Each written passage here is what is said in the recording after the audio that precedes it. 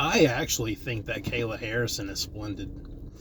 I She's like the type of person, like, I would love to kick it with her, and she also seems like the type of person where it's like I'd have such a good time kicking it with her that when it came time for us to part ways, I'd be bummed out because I'd want to keep on kicking it with her. Harrison said that Ronda Rousey was irrelevant on a podcast with Jorge Masvidal and Chris Duncan. And that got brought to Rousey's attention, and she just kind of went off, talking about this and that, talking about how Kayla Harrison couldn't keep the women's 145-pound weight division around, and whatnot, and how Harrison currently gets paid less than Rousey did 10 years ago. Things like that.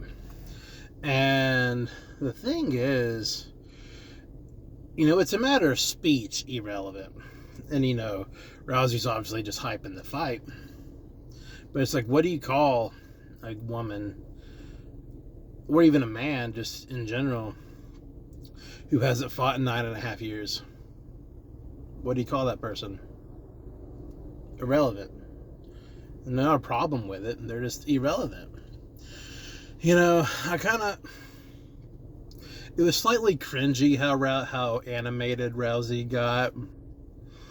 And she was talking about how her versus Carano is going to be the biggest women's MMA fight of all time. And that's just, I don't think that's true. But, I mean, maybe.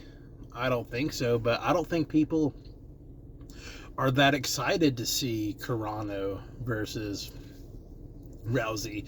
I'm going to watch it because I want to see what happens. But I don't think many people are that excited about it. I'm more excited about Mike Perry versus Nate Diaz.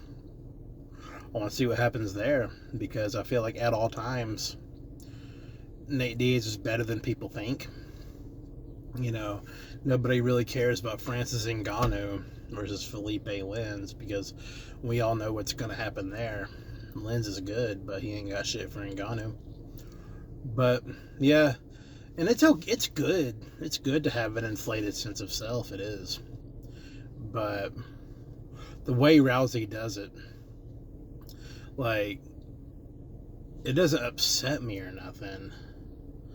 But I almost like, I want to tell her to relax, and I honestly don't see how Travis Brown deals with it.